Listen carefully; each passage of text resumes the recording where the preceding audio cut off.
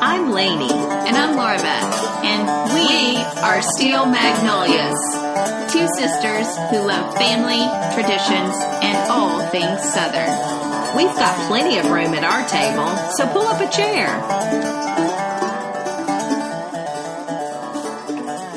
Well, it's the week of love. Yes, it Valentine's week. And more importantly, Sweethearts Week on Wheel of Fortune. Sweethearts Week on Wheel of Fortune is right. So I am here with one of the contestants from last night's show. Yes. Miss Laura Beth, tell us about this wild adventure, this experience, and how it all came to be. This is so random. So, yeah, my husband and I had the chance to be on Wheel of Fortune, the Sweethearts Week. So we got to play as a team together. So funny. And we never thought that, we would actually be on the show. I mean, I wouldn't say I never thought, but it really is one of those once-in-a-lifetime opportunities that is very unique. So we went out when Nashville had a Wheelmobile event in October. We went out for the auditions. To the fairgrounds in our city. Which at the time I was like, that doesn't feel right for Wheel of Fortune, a slick television show, to be having auditions out at the Nashville Fairgrounds.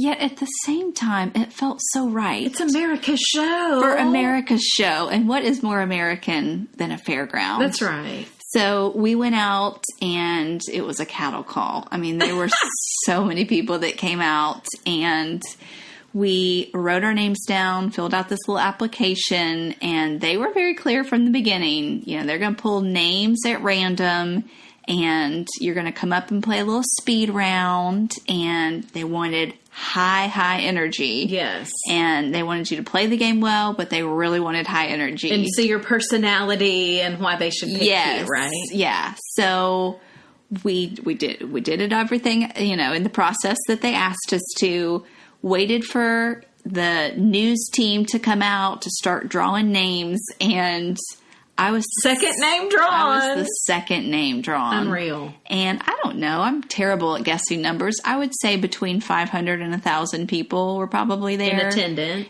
Hoping to get names pulled. And then my husband was like the 44th. Yeah, he was in the top 50. So in the first 50 they had names. 50 people that they, groups of 5 or 6 that they had coming up at a time, playing a speed round, introducing themselves in front of this big crowd. And yeah, so of the 50 people, we were 2 at random. So we were intending to audition as individuals. Yes. And so when we got a call back to come and audition again at a ballroom in downtown Nashville, we told them, like, hey, I don't know if we need to tell you this, but, we are married, so that's probably needed to be noted or something.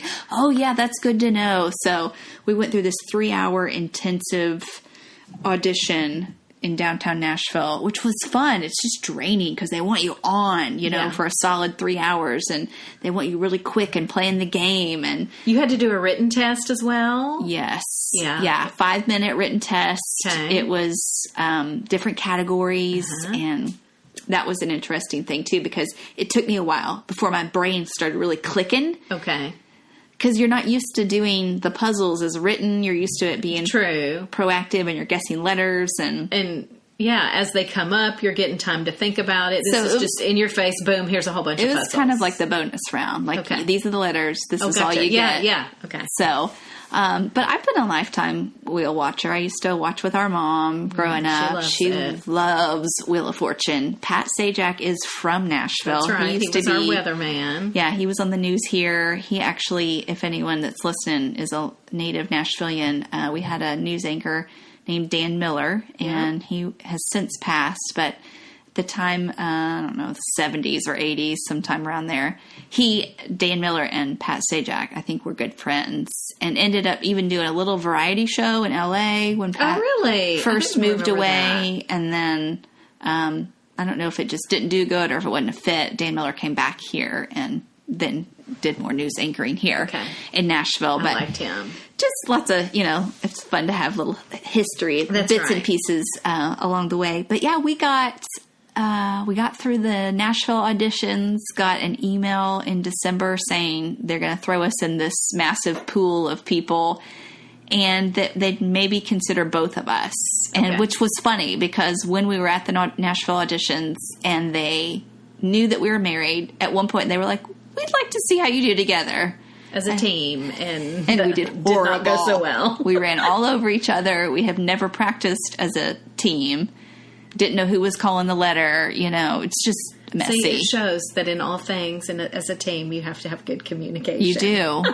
And on the spot and with people barking orders at you, it was a little difficult. Yeah. So we did make it through and we got our letter in December saying that we were a potential candidate, and then in January. But didn't they say, we'll put you in the pool of contestants for up to 2 years? Right. So even then you were thinking. Could be any time. Yeah. Well, we may or may not be Could able be to a year this. from now, 2 years from now. Yeah, so we were pretty shocked when just a few weeks later we got an email asking us to be out there in January. Wow. Fun. So we taped. Tape day was pretty stressful. It's just a long day. Yeah. And although you're really excited, your nerves are just all over the place. I'm sure. You want to play the game, but yet you're getting nervous as the day goes on. You're hearing more logistical pieces of legal pieces. Production, legal pieces. When we got our studio tour, that was cool. Vanna White came out. Oh. She had just gotten to the studio, so she was not made up at all. Okay. Just, freshly getting to the studio in her just wet hair and oh, that's cute. No makeup, and just was so gracious to come out and be, encourage us, and just she was like, I'm so glad you're here. This is going to be such a great day for you guys. Aww. You're in for such a great opportunity, and it is a unique experience. That's for sure. Yeah. So she was wonderful. Did not meet Pat Sajak until national television saw me meet Pat Sajak. So there was no rehearsing with him, but we did have lots of rehearsal, including spinning the wheel. They wanted everybody to practice spinning the wheel. And you said it was heavy. It is so heavy. They say it's 2,400 pounds, which seems weird because it's very small. It was 5 feet in diameter. But yet that heavy. So, again, I think if anyone has been around a studio or seen a set, everything looks so much bigger on television. And I would say the set didn't really surprise me as much as just that wheel. The size of the wheel. The wheel was very surprising. So we, we had fun. We met lots of couples from all over the country, some Southerners, and just, I don't know. What do you say about an experience on a game show? It's just... I just think it's so fun that that's something literally everybody knows of that show, whether or not they watch it, Yeah. So yeah. I have a student that used to live with me that's from China, and she's now in college up in Massachusetts, and she's going to be watching. That's something, a connect point with any person. Yeah. Is a show like that. That's a national, I would say, long-time show. I would say Pat Sajak was born for that role. I mean, he is so quick wit. Yes, he is. He's so encouraging. Every commercial break, I mean, he was just really trying to put us at ease, making laughter, but also just giving us a heads up of, Philip and Laura Beth, you're going to be starting the next round. Just making sure everybody knew what to expect, and that. Yeah, I don't know.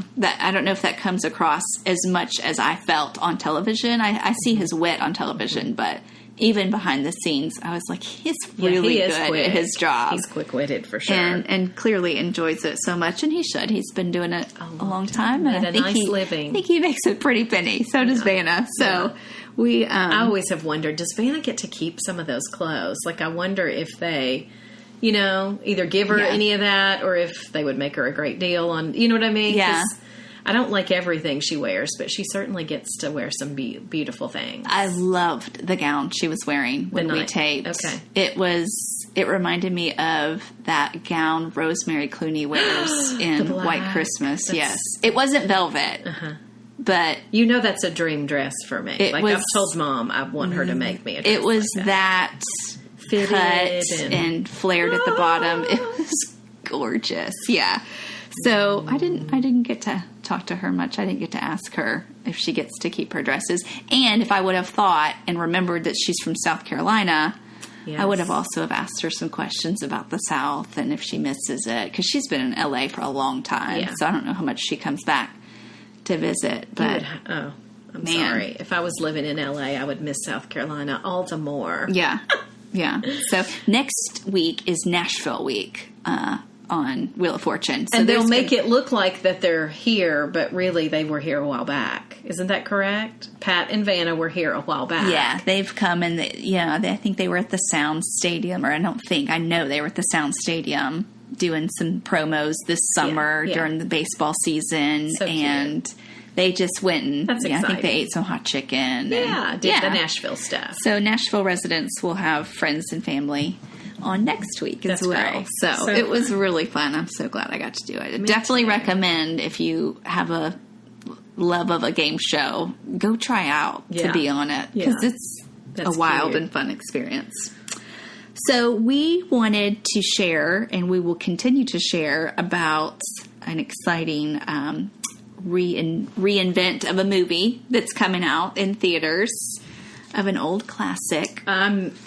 Ultimate Southern movie. So Gone with the Wind was announced that it will be back in theaters February 28th and March 3rd. So it's just those 2 nights from our friends at Fathom Events. Yes. And this is to celebrate the 80-year anniversary of this film that's set on the eve of the American Civil War. And we will probably spend some time next week doing a little bit more of a divulgence of all things Gone with the Wind, because I'd like to do that. I think that'd be fun to do. But we actually will even be doing some probably some ticket giveaways. Yay! And some fun things around the film. So we wanted to make sure that everybody knows that Gone with the Wind will be back in theaters. You can check out fathomevents.com and search for a theater close to you. And I do hope that you'll make that a priority to go. Now, it's a long commitment. It is a 4-hour movie, but it's so worth it. There's an intermission. Yeah. It's a short intermission. It's literally enough just for a bathroom break, but that's a perfect movie to see in theaters. Yeah.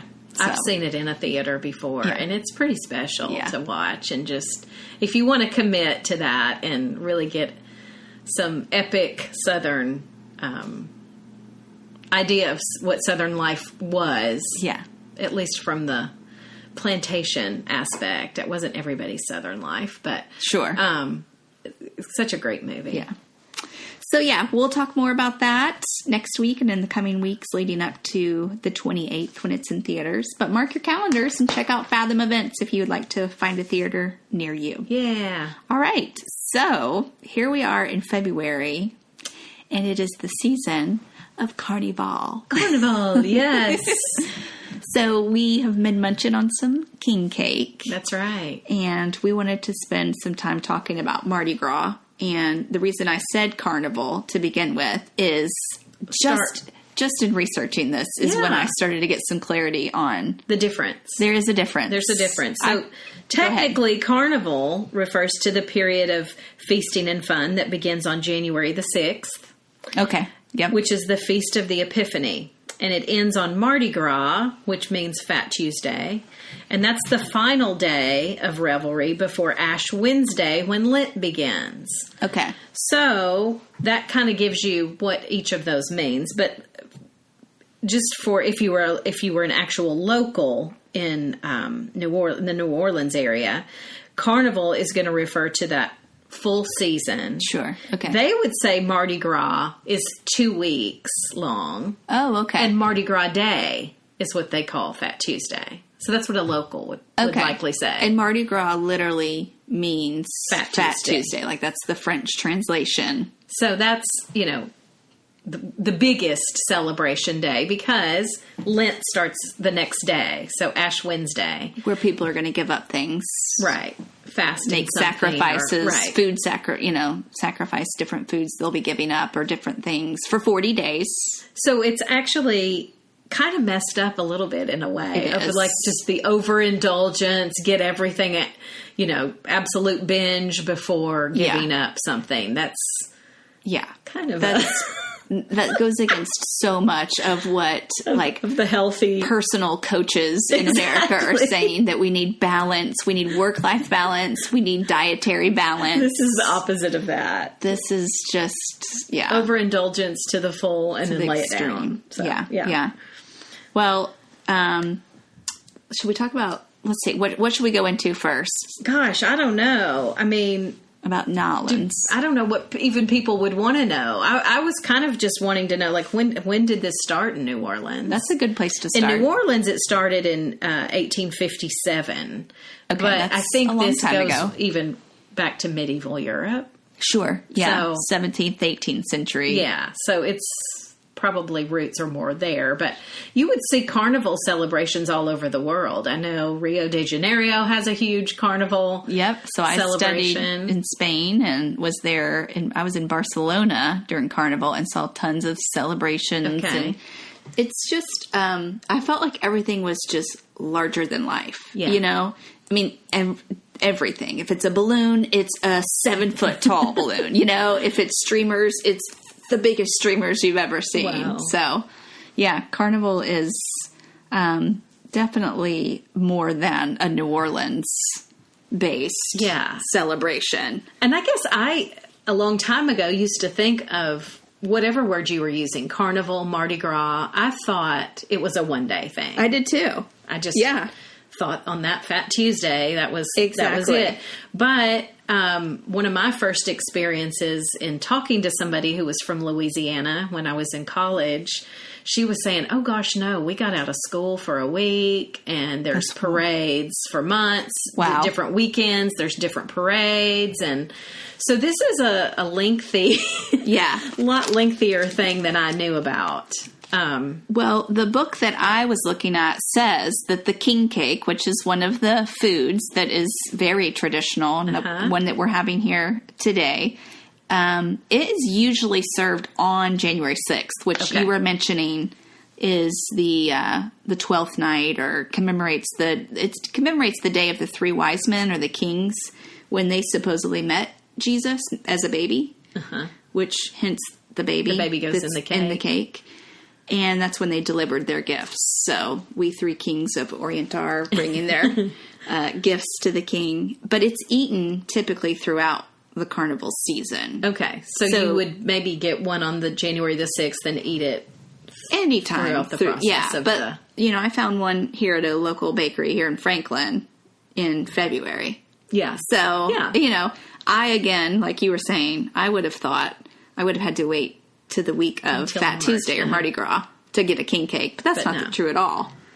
So, and a king cake, just it's like go ahead. Kind of, it's got the pretty colors of Mardi Gras. It's always going to have the purple, green, and gold coloring, but it tastes to me, I would describe it as a thickly iced cinnamon roll. I would too. Kind of a taste. Now, I had read that it should be more of like a sweet jelly roll, so I don't know if some king cakes have that jelly consistency. I would not like that. That ice cream that I brought over that was a Bluebell limited edition sort of tribute to Mardi Gras.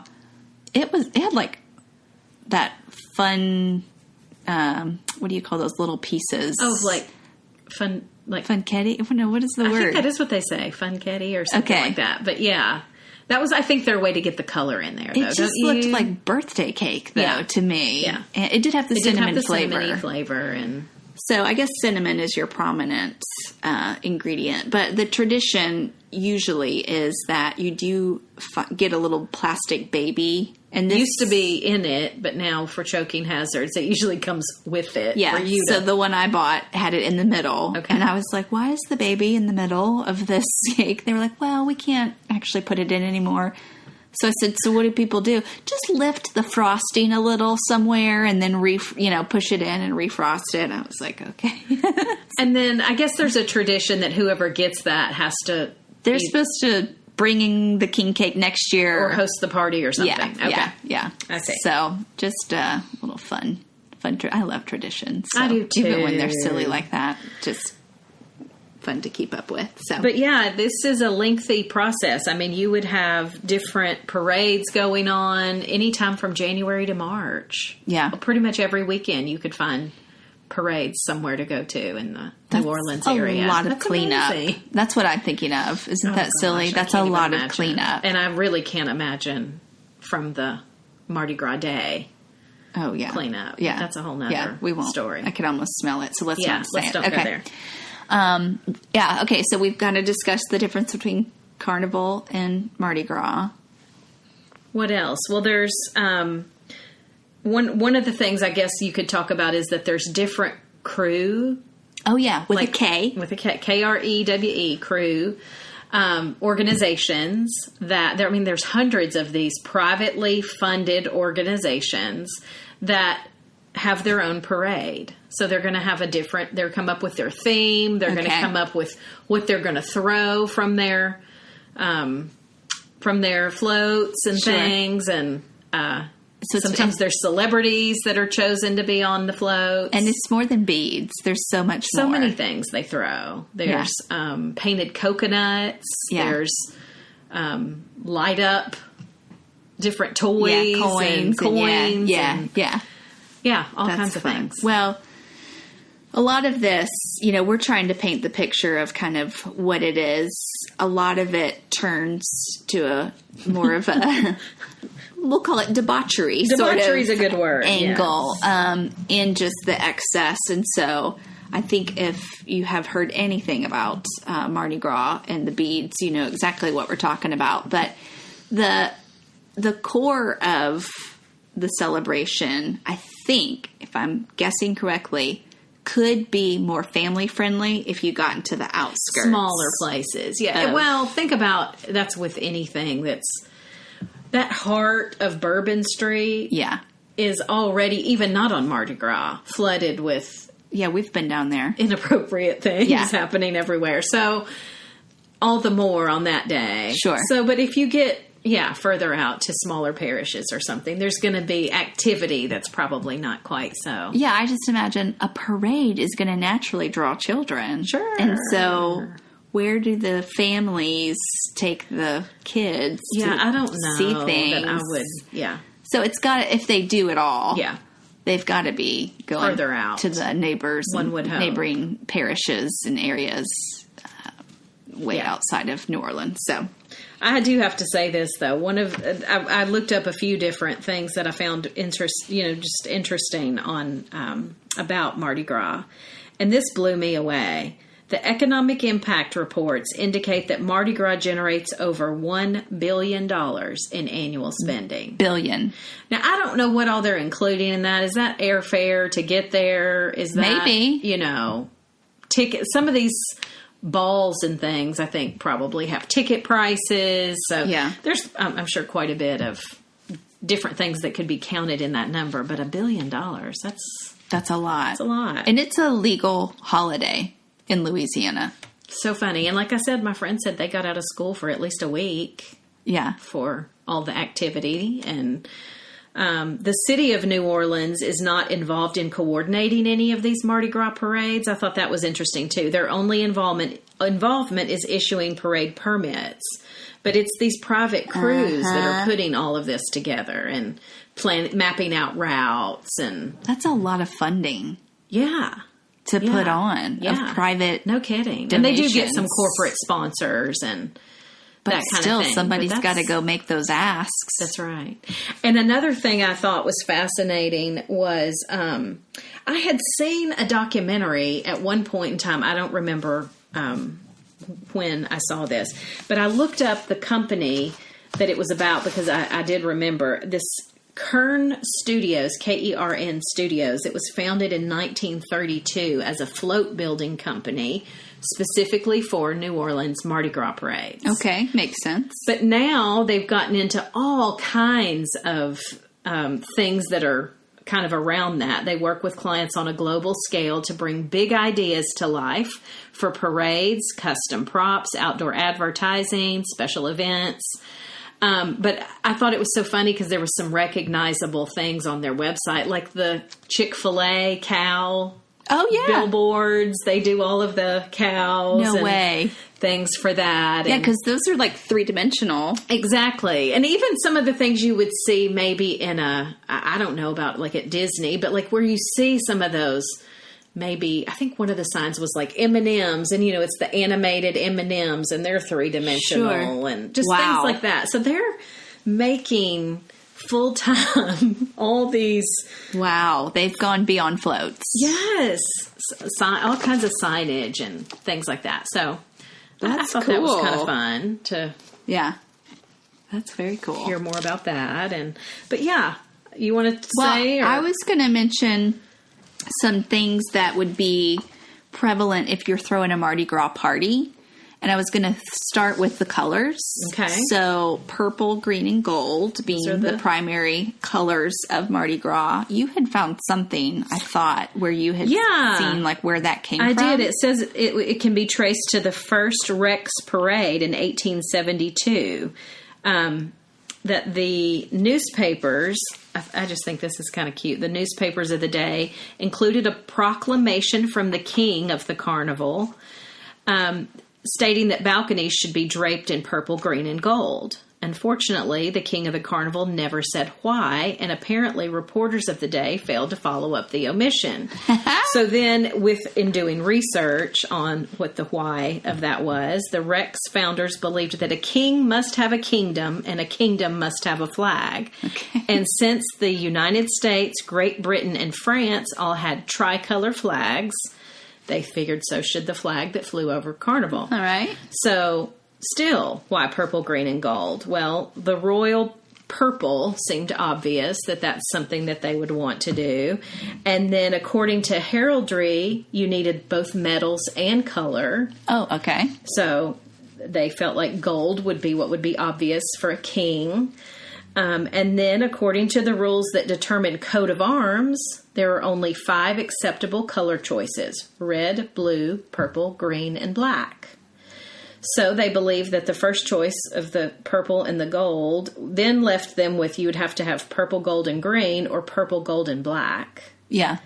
And that just seemed like the obvious pick. That it would be purple, gold, and green. So that's what I had found in that. And then one other thing I just thought was really cute, that it said, according to legend, Mardi Gras colors influenced the choice of school colors for arch rivals LSU and Tulane University.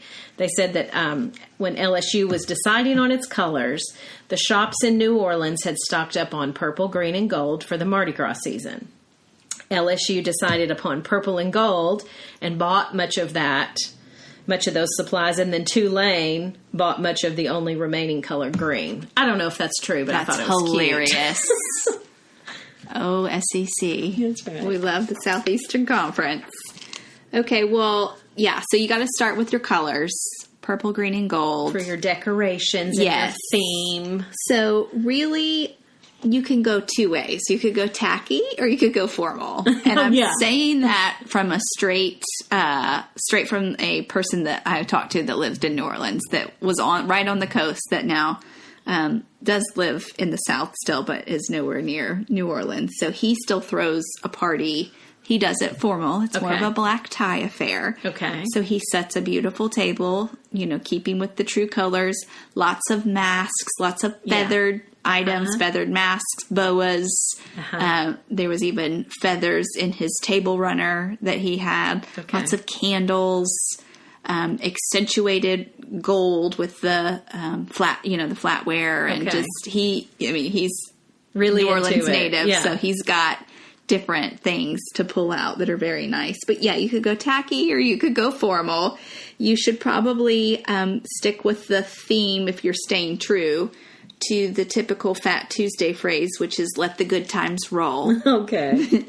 Again, kind of a ode to overindulgence. I know. I think of one of the biggest crews is the crew of Bacchus, and Bacchus to me just represents all things indulging. Yeah.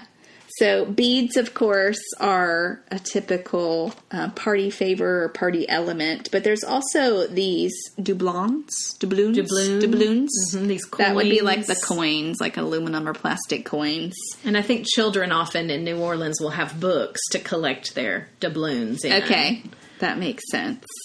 I would say that, you could play up a lot of the French Quarter streets in terms of your decor if you wanted to do more French themes, fleur-de-lis, or, Bourbon Street, St. Charles Avenue. Those are all big street names right there in that district. If you're trying to stay classy, which of course I hope you are, then you're probably going to want to plan a menu, which would be focused around probably some oysters, spicy pecans. Let's see. I've also seen things like shrimp cocktail, just coastal things. Sorts of things. Oysters, Rockefeller, red beans and rice. Yeah, I know a lot of the Creole celebrations have gumbo. Yeah. So I would probably say stick with a theme of New Orleans food if you're throwing a party as well. We mentioned the king cake already. Bananas Foster would be another dessert option. And then, of course, whatever type of punch or, cocktails or mocktails that you'd want to serve to go along with it. I think it would be fun to do one that played up the purple or green or gold. That's true. In your punch or in your cocktail. Even if it's just with the stir, do something fun and festive in that way. So that would be some different party ideas and themes.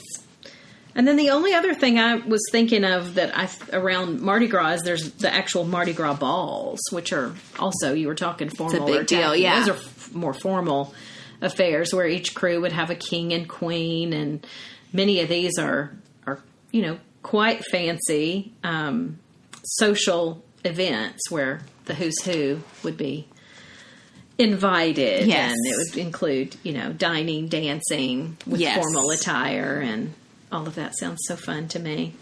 But I think some of those even included some of the debutante coming out. Oh.